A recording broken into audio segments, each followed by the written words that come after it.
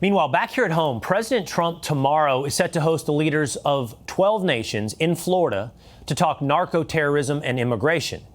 The administration dubbing it the Shield of America Summit. Now, that may sound familiar because yesterday, Trump announced outgoing DHS Secretary Kristi Noem will be a special envoy of the group after replacing her at Homeland Security with Senator Markwayne Mullin. And it was reportedly the DHS TV ad that was the key factor that led to her ousting. That staggering price tag was brought up in a combative Senate hearing this week. And you're saying that you're testifying that President Trump approved this ahead of time. Is that my understanding?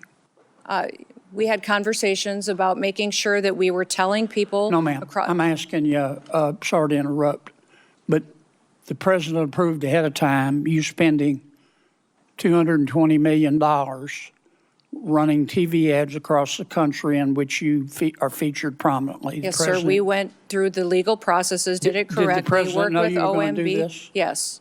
He did? Mm-hmm. Yes. Okay. The man behind that question joins me now. It's Louisiana Republican Senator John Kennedy. Senator, it's always great to see you. Thanks for being with us here today from Louisiana. Thank you. Reporting is that you talked to the White House before that questioning.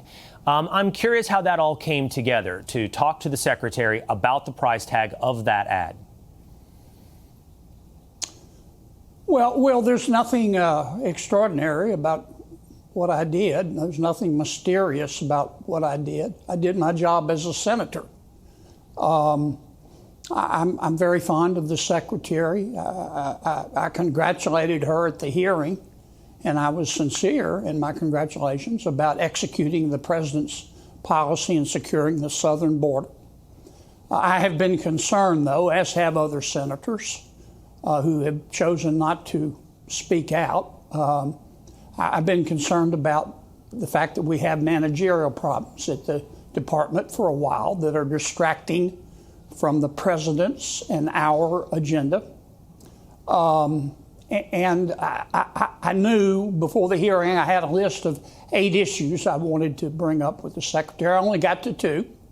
I don't want to overstate this business about calling the White House.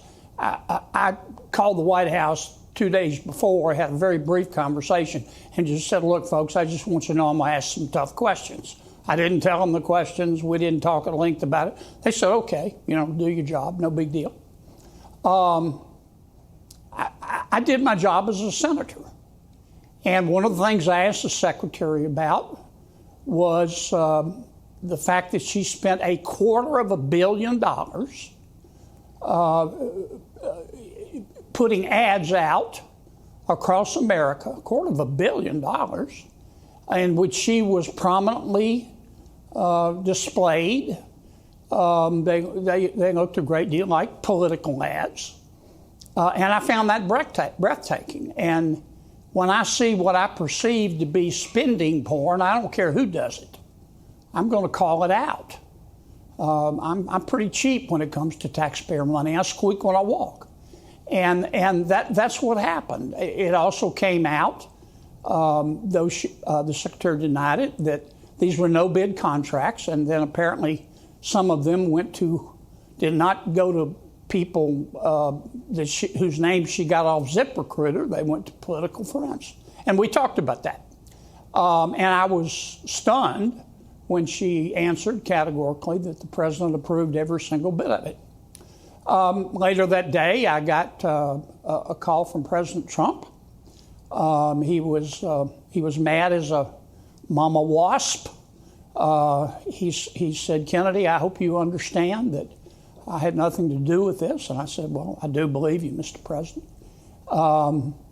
He was not happy. It was clear to me after that conversation that the secretary's time at the department was limited. That to be blunt, she was dead as fried chicken. And we talked about a few names that he might consider. And then what happened. It's not personal. But President Trump was very irritated that the secretary had seemed to blame this on him. Senator, interesting you note that you had concerns about managerial issues at DHS, and there were concerns you said were shared by several other senators who did not choose to speak out, and you did. Why didn't we hear from other senators? Well, I can't speak for them. I play outside the pocket. I will never completely fit in, which I consider to be one of my best qualities. I'm very frank. Sometimes some people might think to a fault. I have the right to remain silent, not the ability. That's my job as a senator. And I'm not the only one that has these concerns. And the White House has had some concerns for a while. Well, it's not personal. I'm very fond of Kristi. But the problems, and many more are going to be discussed at the department, were distracting from our agenda and the president's agenda. Immigration used to be our strongest issue. It's clearly not right now. And there's plenty of objective metrics that it should be a strong issue for this administration when you consider self-deportation, the border crisis. It's been an absolute victory on so many fronts. So I understand the distraction from the public actually getting that message. It was the money. It was the money. $250 million on television ads that really looked like political ads. Let me ask you, Senator, really quickly about your friends across the aisle, both in the House and the Senate. Mm-hmm. And they are all suggesting that, this is not enough. The firing of Kristi Noem is not enough. It will not lead to the funding of DHS. They want a change in policy. And I know that I'm packaging two issues into one when I ask you this, but it's pretty shocking as well to see Democrats yesterday in the House, 53 of them, oppose a reaffirmation that Iran is the world's largest state sponsor of terrorism. Mm-hmm. Well, many of my Democratic friends are weak. We're in a bar fight. They want to quote Socrates. They in their heart, I think, know that President Trump is doing the right thing with respect to Iran. He had no choice. He didn't start a war. He's trying to end a war there. We've been at war with Iran for a while.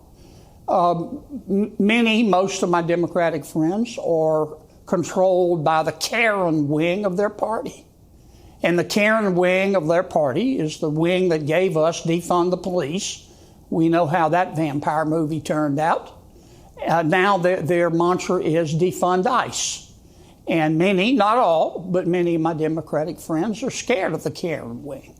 And that's what's driving this. That's why we can't put together a budget for Homeland Security. Our budget for Homeland Security has already been approved by the Democrats. All the Democrats signed off on it. And then all of a sudden they unsigned off on it. They said, we want to make ICE an issue.